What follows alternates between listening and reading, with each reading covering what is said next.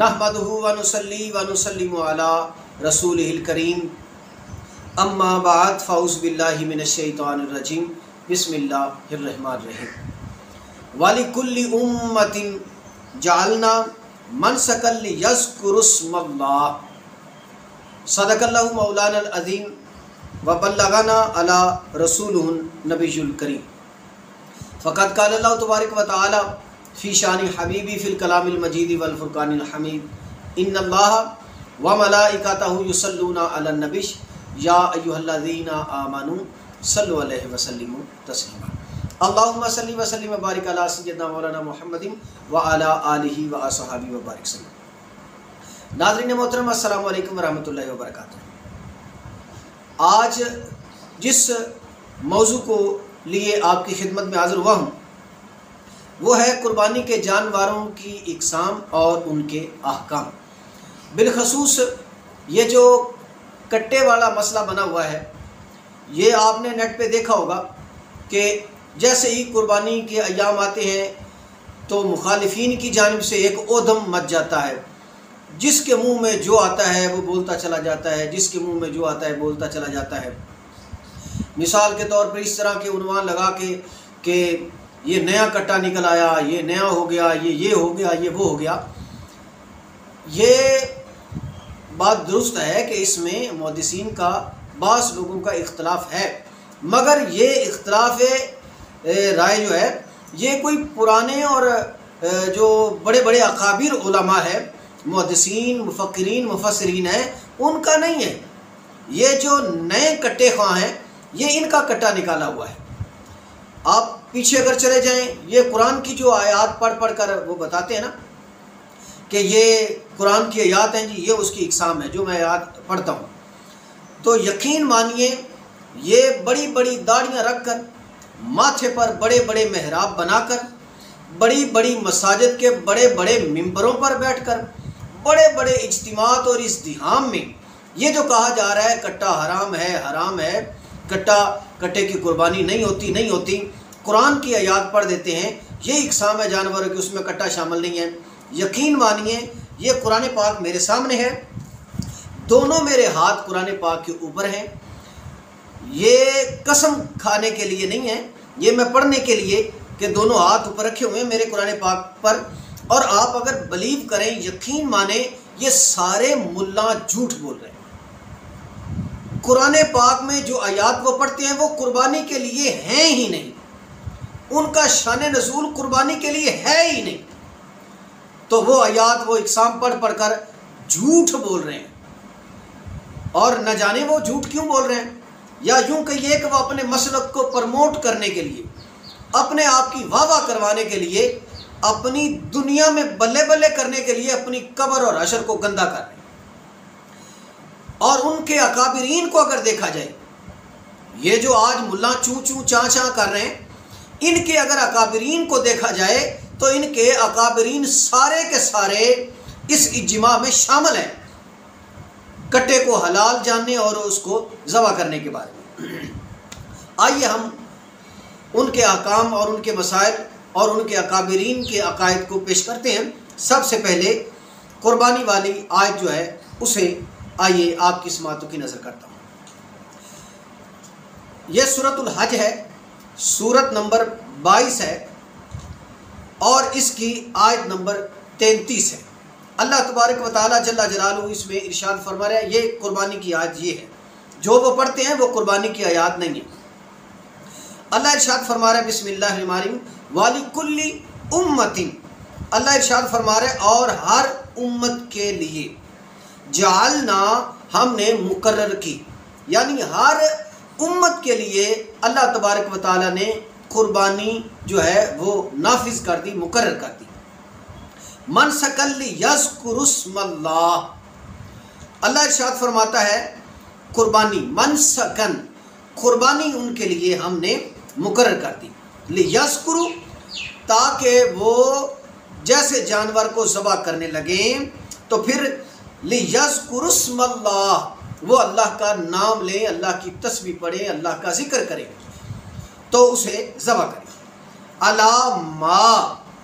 ان پر جو رزقہم، اللہ نے انہیں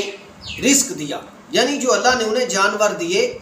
جو اللہ نے انہیں رزق دیا ہے اس پر نہر کرتے ہوئے، ذبح کرتے ہوئے اللہ کا نام لیں، اللہ کا ذکر کریں، اللہ کی تسبیح پڑھیں، جو طریقہ ہے قانون و شریعت کا، تو اس کے مطابق وہ ذبح کرتے ہیں اس جانور کو، اور آگے جانوروں کی قسمیں اللہ نے ایک ہی جملے میں بیان فرما دی، فرمایا من بہیمۃ الانعام، من بہیمۃ الانعام، یہ ہے قربانی والی آیت۔ اس میں اللہ تبارک و تعالیٰ نے ارشاد فرمایا، بہیمہ کہتے ہیں 4 پائے والے جانور کو، جس کی 4 ٹانگیں، الانعام اس کی قید اللہ نے لگا دی، ہر وہ 4 ٹانگوں والا جانور قربانی پر نہیں لگے گا، مگر ہاں الانعام جو مویشی گھر میں آپ نے پالے ہیں ان کی قربانی آپ گھر میں کریں گے۔ اور یہ جو آیت وہ پڑھتے تھے، اکثر لوگ یہ جو آپ نے نیٹ پہ دیکھا ہوگا آیات پڑھ رہے ہیں اور وہ کہتے ہیں دیکھیں جی اس میں کٹا نہیں ہے، یہ اقسام ہے، وہ میں اقسام پڑھتا ہوں مگر اس کا شان نزول جو ہے وہ بھی بتاتا ہوں۔ یہ قربانی کے لیے ہرگز نہیں ہے، اس کا شان نزول جتنی بھی آج تک تفاسیر لکھی جا چکی ہیں، یہ بڑے وثوق، بڑے دعوے کے ساتھ میں کہہ رہا ہوں، جس کا دل چاہے یہ میری ویڈیو سنیں، ویڈیو سننے کے بعد جو میں آیت بتا رہا ہوں سورۃ الانعام ہے، 6 نمبر سورت ہے اور اس کی آیت نمبر 141 ہے، وہ نکالیے، اور نکالنے کے بعد آپ جس مرضی تفسیر کو اٹھا لیے، جس کی مرضی، وہ دیوبندیوں کی ہو، وہ اہل احادیث کی ہوں، وہ فقہ جعفری والوں کی ہوں یا فقہ حنفی والوں کی ہوں، جس کی مرضی اٹھا لے تفسیرات،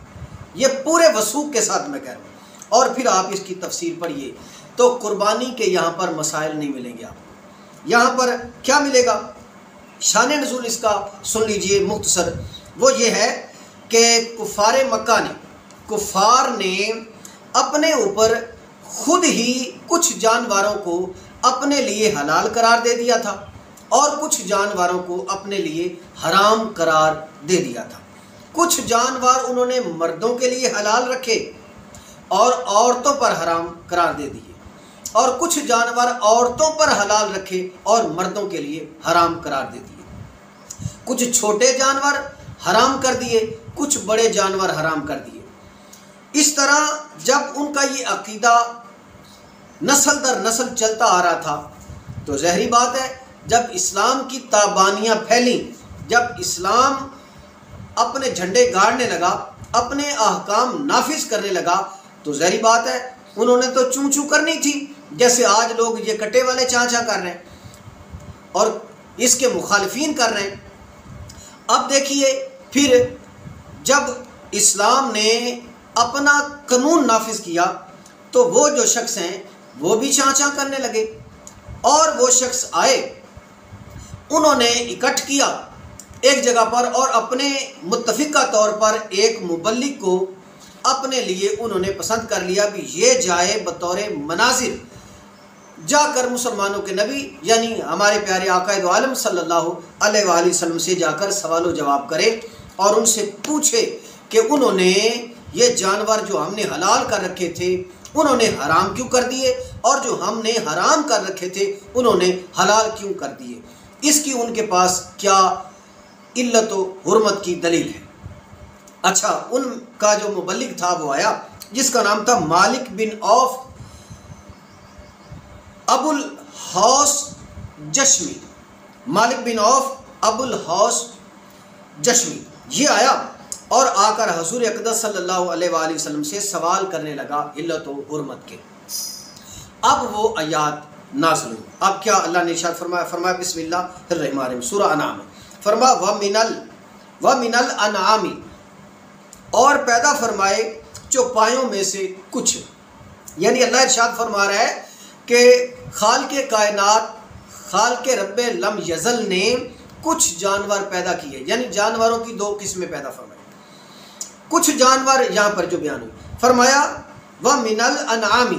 اللہ نے کچھ جانور پیدا فرمائے، حمولتن، کچھ جانور بار برداری کے لیے ہیں، بوجھ اٹھانے کے لیے ہیں،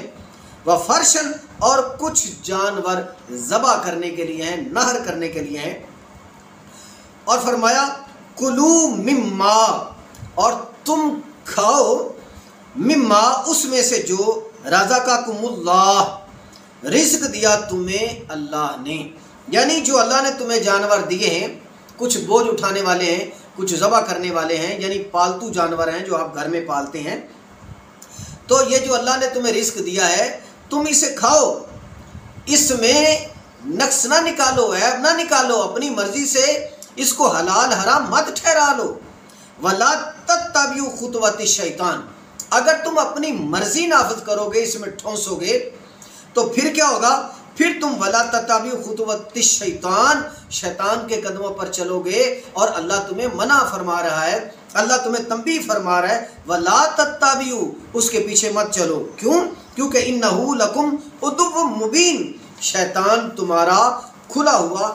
دشمن ہے، اس لیے کھلے دشمن کی پیروی مت کرو، وہ تمہیں گمراہ کر دے گا۔ اب یہاں پر ان جانوروں کا تذکرہ ہوا جن کے مسائل چل رہے تھے اہل عرب میں، اور جن پر انہوں نے حلال حرام کی آپس میں خود ہی اپنی مرضی سے حلت و حرمت بنا رکھی تھی۔ اللہ نے ارشاد فرمایا سمانیت ازواج، فرمایا پیدا فرمائے 8 قسم کے جانور اور نر و مادہ، فرمایا من الضأن اثنین، فرمایا بھیڑ میں سے 2، یعنی بھیڑ اور اس کا نر، پھر فرمایا وَمِنَ الْمَعْزِ اثْنَيْنِ، فرمایا بکری اور اس کا نر، کل آذکرین، فرمایا کہ آپ کہہ دیجئے کیا دونوں نر حرم، اللہ نے حرام کیے ہیں، یعنی جو تم نے حرام کر رکھے، کیا یہ حرام تم نے خود کیے ہیں یا اللہ نے حرام کیے ہیں؟ امل انثیین، فرمایا یا دونوں مادہ جو تم نے حرام قرار دے رکھے ہیں، یہ کس نے حرام قرار دیے ہیں؟ ام مشتملت، یا اس کے بچے، یہ کس نے حلال اور حرام قرار دے رکھے ہیں؟ علیہ، اس پر، ارحام الانثیین، اس پر دونوں ماداؤں کے رحم، یعنی اس کے جو رحم میں تم کہتے ہو یہ حرام ہے وہ حرام ہے، یہ جو تم نے اپنے اوپر حرام قرار دے رکھے ہیں، کیا یہ تمہیں اللہ نے بتایا ہے؟ تمہارے پاس اس کی کیا دلیل ہے؟ آگے الفاظ سنیے قرآن کے، پھر آگے بات کرتے ہیں۔ فرمایا نبئونی بعلم ان کنتم صادقین، اگر تم سچے ہو تو جو تم حرام قرار دے رہے ہو یا تمہارے بڑوں نے حرام قرار دے رکھا ہے، تمہاری قوم و ملت نے جنہیں حرام قرار دے رکھا ہے، اگر تم سچے ہو، نبئونی، پھر اس کے لیے کوئی دلیل لاؤ، نبئونی بعلم ان کنتم صادقین، اگر تم سچے ہو تو ان کی حرام ہونے کے لیے کوئی حرمت ثابت کرو، ان کی حرمت ثابت کرو۔ یعنی اس سے ایک مسئلہ یہ بھی واضح ہو گیا کہ جو شخص کسی چیز کو حرام ٹھہرائے یا کسی چیز کو شریعت کے منافی قرار دینا چاہ رہا ہو، اگر اس کی منشا ہو تو پھر وہ اس کے لیے دلیل لائے۔ جو لوگ کہتے ہیں کہ کٹے کی قربانی نہیں ہوتی، مطلب یہ ہے وہ دعویٰ کر رہے نہیں ہوتی، تو اس کی دلیل وہ جو اسے حلال قرار دے رہے ہیں، جو اس کی حلت کے قائل ہیں، ان پر دلیل دینا لازم نہیں ہے۔ قرآن کے الفاظ ہیں، اللہ انہیں فرما رہے اپنے محبوب کی زبانی، کیا میرے حبیب آپ ان سے کہیے کہ نبئونی بعلم ان کنتم صادقین، اگر تم سچے ہو، جو تم نے چیزیں حرام قرار دے رکھی ہیں تو ان کی حرمت کے لیے دلیل پیش کرو۔ جو کٹے کو منع کر رہے ہیں کہ اس کی قربانی نہیں ہوتی، کہ حضور اقدس صلی اللہ علیہ وسلم نے اس کو نہیں کھایا، اس کی قربانی نہیں کی، تو پیارے بھائی امت کو گمراہ مت کرو، اہل عرب میں یہ بھینس والا جانور پایا ہی نہیں جاتا، تو اگر وہاں پر نہیں پایا جا رہا اور تم اسی بات پر بضد ہو کہ قربانی نہیں ہوتی، حضور نے نہیں کی، تو میرے بھائی حضور نے اس کا دودھ بھی تو نہیں پیا۔ کیا حضور اقدس صلی اللہ علیہ وسلم نے بھینس کا دودھ پیا ہے؟ تو پھر تم کیوں پی رہے ہو؟ اور اگر حضور اقدس صلی اللہ علیہ وسلم نے نہیں کھایا اور تم اسے حرام قرار دیتے ہو تو میرے بھائی اس کی حرمت کے لیے دلیل پیش کرو۔ اگر تمہارے پاس کوئی دلیل نہیں ہے تو پھر دین میں ایسے ہی اپنے ڈنگوسلے مت چلاؤ، اٹکل پچو سے دین کو مت چلاؤ، اور اپنی واہ واہ بلے بلے کے لیے حلت و حرمت کے مسائل مت گھڑو، ورنہ تم اپنی قبر گندی کرو گے۔ تو اللہ کا قرآن ارشاد فرما رہا ہے کہ حرمت کے لیے جو بندہ دعویٰ کرے تو اس کو چاہیے وہ دلیل پیش کرے حرمت کے لیے۔ جو حلت کے لیے جو مان رہا ہے، جو اسے حلال قرار دے رہا ہے، اسے دعویٰ اور اسے دلیل دینے کی کوئی ضرورت نہیں، نہ ہی اس پر لازم ہے۔ خیر، تو آگے آیات پڑھتے ہیں، پھر میں اس پر آپ کو جو ہے وہ محدثین، مفکرین، مفسرین کے اقوال دیتا ہوں کہ کس نے یہ جو بھینس کی قربانی ہے، کٹے کی قربانی ہے، اسے حلال قرار دیا ہے اور اسے جائز قرار دیا ہے۔ اچھا آگے پھر فرمایا وَمِنَ الْإِبِلِ اثْنَيْنِ، فرمایا اور پیدا فرمائے اونٹ میں سے دو، یعنی اونٹ کا نر اور مادہ۔ فرمایا وَمِنَ الْبَقَرِ، اور گائے میں سے اثنین، دو، نر اور مادہ۔ قُلْ الذَّكَرَيْنِ، حضور کو فرمایا آپ کہہ دیجئے الذَّكَرَيْنِ، کیا دونوں نر حرما اللہ نے حرام کیے، ام الانثیین، یا دونوں مادہ کیا اللہ نے حرام قرار دیے، ام مشتملت، کیا جو اس کے پیٹ میں ہے کیا وہ حلال اور حرام اللہ نے قرار دیے ہیں، علیہ ارحام الانثیین، اس پر دونوں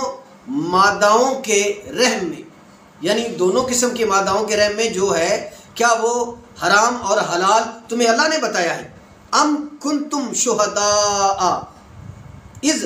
وصاکم اللہ بہذا، اور بڑی خوبصورت بات ہے، فرمایا حضور ارشاد فرما رہے ہیں، حضور کی زبانی قرآن ہے، اللہ نے فرمایا اے حبیب ان سے دعویٰ کریں، آپ ان کو ذرا جھنجھوڑیں اور ان سے کہیں یہ جو تم حلال اور حرام کا بتا رہے ہو، تمہارے باپ داداؤں کی یہ جو شریعت اور قانون بنا رکھا ہے تم نے اپنی مرضی سے، اور اگر تم کہتے ہو کہ یہ اللہ نے قرار دیا ہے تو ام کنتم شہداء، تم میں سے کون گواہ ہے جب اللہ نے یہ حکم نازل کیا تھا؟ حالانکہ وہ تو کسی نبی کو نہیں مانتے، کسی کتاب کو نہیں مانتے تھے۔ ام کنتم شہداء، اگر تم اسے حرام قرار دیتے ہو تو پھر بتاؤ تم میں سے کون گواہ ہے اس وقت کا جب اللہ نے حرمت کے احکام نازل کیے تھے، اس وصاکم اللہ، جب اللہ نے یہ وصیت فرمائی تھی تمہیں، بہذا اس کی، فمن پھر کون، اظلم زیادہ ظالم ہے، بتاؤ تم میں زیادہ ظالم پھر کون ہے۔ ہم جو حلال قرار دے رہے ہیں وہ جن کے پاس دلیل بھی ہے، اللہ کا حکم اور احکام بھی ہے، اور یا تم زیادہ ظالم ہو جن کے پاس حرمت کی کوئی دلیل نہیں ہے اور پھر بھی باں باں باں باں کر رہے ہو۔ ممن افترا، تو پھر جان لو تم ظالم ہو کیونکہ تم اللہ پر جھوٹ باندھ رہے ہو، اللہ اللہ پر، کاذب یضل الناس، اور یہ جھوٹ پتہ تم کیوں باندھ رہے ہو، صرف قوم و ملت کو گمراہ کرنے کے لیے، لوگوں کو گمراہ کرنے کے لیے، بغیر علم، بغیر علم کے، بغیر تحقیق کے، بغیر تمہارے پاس کوئی دلیل ہو، اس دلیل کے، یعنی بنا دلیل کے تم جانوروں کو حلال اور حرام قرار نہیں دے سکتے۔ ان اللہ لا یہدی القوم الظالمین، تو جان لو جو ایسا کرے گا اپنی مرضی کی شریعت گھڑے گا، اپنی مرضی کے مسائل شریعت میں ٹھونسے گا، لوگوں پر مسلط کرے گا، قوم و ملت کو سیدھی راہ سے گمراہ کرنے کی کوشش کرے گا تو ایسی قوم کو اللہ ہدایت نصیب نہیں کرتا۔ اور پھر اللہ کے رسول نے وہ جانور جنہیں اللہ نے حرام قرار دیا ان کا بھی تذکرہ قرآن میں فرما دیا۔ آپ دیکھیے ان کا بھی تذکرہ ہے جو جانور اللہ نے حرام قرار دیے، اور وہ جانور کون سے؟ فرمایا کل لا آجدو، کہہ دیجئے نہیں میں پاتا فی ما، اس میں جو اوحیا الیہ محرمن، یعنی حضور نے فرمایا جو میرے پاس وحی آئی ہے اس میں میرے پاس تو ایسے احکام نہیں آئے جیسے تم بتا رہے ہو کہ یہ حرام ہے، علی طاعم، کسی کھانے والے پر، فرمایا یطعمہ، جسے وہ کھائے، الا مگر، ان یکون، مگر یہ کہ وہ ہو، میتتن، اب یہ احکام آئے جو حرام کے لیے تھے، فرمایا میتتن، مردار حرام ہے، او دم مسفوحن، فرمایا یا خون بہایا ہوا، او لحم، یا گوشت، خنزیر، سور کا، فَإِنَّهُ، پس یقیناً وہ، رجسن، ناپاک ہے، او فسقن، یا وہ فسق ہو، اہل لغیر اللہ، یا کسی جانور کو ذبح کرتے ہوئے اس پر غیر خدا کا نام پکارا گیا ہو۔ اس میں بھی بڑا دھوکہ دیتے ہیں جی یہ جانور اس کا، یہ جانور اس کا، جی اور ذبح کے وقت کی بات ہو رہی ہے۔ بہی فمن اضطر، فرمایا اس پر جو شخص لاچار ہو جائے، غیر باغ ولا عاد، بشرط یہ کہ وہ نہ ہو سرکش اور نہ حد سے گزرنے والا، فإن ربک غفور الرحیم، تو بے شک آپ کا رب ہے بہت بخشنے والا، نہایت رحم کرنے والا۔ ناظرین محترم، آپ نے آیات ملاحظہ کر لی اور ان کا شان نزول بھی ملاحظہ کر لیا۔ آپ نے دیکھا اس میں سے کہاں پر اللہ نے قربانی کا تذکرہ فرمایا اور کہاں قربانی میں اس کٹے کو حرام قرار دیا۔ جن جانوروں کا ذکر تھا وہ جانور تو آپ پیچھے سنائے، وہ کن کے لیے بیان ہوئے تھے؟ قربانی کے جانور کے لیے بہیمہ کا لفظ استعمال ہوا اور اس میں 4 پائے والے جانور کا تذکرہ کیا۔ پھر محدثین، مفسرین اور مفکرین نے ان جانوروں کی اقسام کو بیان فرمایا۔ اور رہی بات کٹے والی، تو آئیے میں آپ کی خدمت میں عرض کرتا ہوں مختصر وقت میں کہ جن محدثین نے اسے جو ہے وہ قربانی کے لیے یا گائے والے احکام ہی اس پر نافذ فرمائے، اس پر اجماع ہے۔ آئیے، یہ حضرت حسن بصری آپ نے بھی اس کے بارے میں حکم فرمایا، حکم الجاموسی حکم البقرہ۔ آپ ارشاد فرماتے ہیں جو احکام گائے کے ہیں وہی احکام جو ہے وہ جاموس کے ہیں۔ یہ بھینس جو ہے اس کو عربی میں جاموس کہتے ہیں، محدثین اور مفکرین نے جو اس کا نام رکھا جاموس، یعنی ان میں اگرچہ نہیں پائی جاتی مگر اس کا جب یہ دریافت ہوئی، یہ دوسرے ممالک میں سے پتہ چلا کہ یہ وہاں پائی جاتی ہے، تو اس جانور کا نام انہوں نے رکھا عربی لغات میں جاموس۔ تو یہ کتاب کا نام ہے مصنف ابن ابی شیبہ۔ اس کتاب میں حضرت حسن بصری رحمۃ اللہ علیہ آپ کا قول نقل ہے، آپ بھی ارشاد فرماتے ہیں جو احکام گائے کے ہیں وہی احکام بھینس کے بھی ہیں۔ ایسے ہی امام ابن منذر، ان کی کتاب ہے کتاب الاجماع، کتاب الاجماع، یہ کتاب انہوں نے جو لکھی ہے اس میں انہوں نے اتفاق رائے لکھا ہے محدثین کا، جو محدثین جن معاملات میں ان کا اتفاق رائے ہے، مثلا اس پر اتفاق ہو گیا، اس پر اتفاق ہو گیا، اس پر اتفاق ہو گیا، اس لیے انہوں نے ایک کتاب لکھی الاجماع۔ اور یہ کتاب لکھنے والے امام ابن منذر، انہوں نے اپنی کتاب میں جب بہت سارے مسائل لکھے تو جب وہ آئے بھینس کی قربانی پر تو انہوں نے بھی یہی حکم لکھا۔ وہ لکھتے ہیں حکم الجاموسی حکم البقرہ۔ وہ بھی کہتے ہیں کہ محدثین کا اتفاق رائے ہے، وہ تمام کے تمام یہ کہتے ہیں جو احکام گائے پر لاگو ہوتے ہیں وہی احکام بھینس پر بھی لاگو ہوتے ہیں، یعنی یہ اسی کی قسم ہے۔ آگے حضرت عمر بن عبد العزیز یہ تابعی ہیں،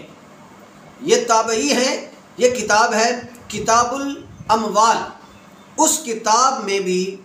یہ ارشاد فرماتے ہیں، بالکل ایسا ہی ملتا جلتا جملہ ہے، حکم الجاموسی حکم الباقرہ۔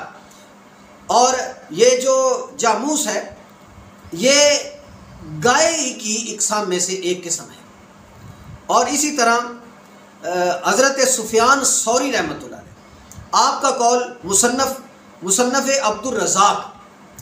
اس کتاب میں بھی آپ کا قول نقل ہے، بالکل ایسے ہی کہ جو احکام گائے پر نافذ ہوتے ہیں وہی احکام بھینس پر بھی نافذ ہوتے ہیں۔ ایسے ہی آپ لغت کی کتابیں لیں، المنجد لے لیں، اس میں بھی بھینس کو گائے کی اقسام میں سے، ان کی انواع میں سے فرمایا گیا ہے۔ ایسے لسان العرب میں بھی ایسا ہے۔ اور اسی طرح یہ اہل حدیث جو ہیں، یہ جو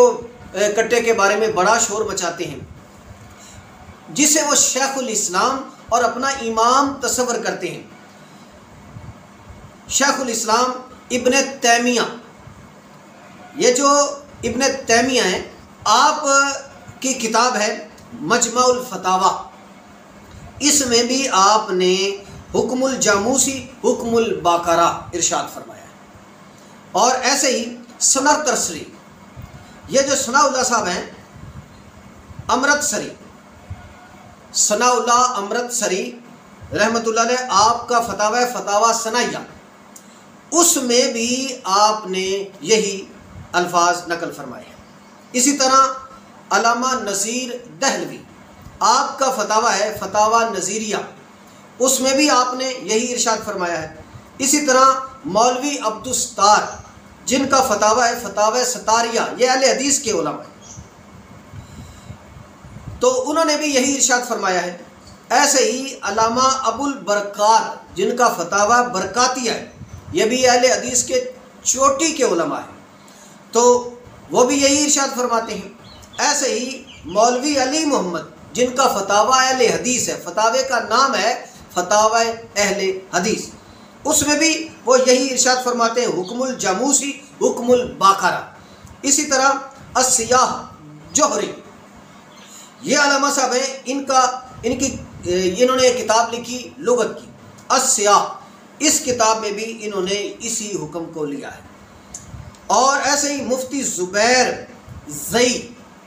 انہوں نے ایک باقاعدہ کتاب لکھی جس کا نام ہے مجلہ اہل حدیث۔ اس کتاب میں جہاں پر بہت سارے مسائل ہیں، اس میں ایک یہ بھی ہے کہ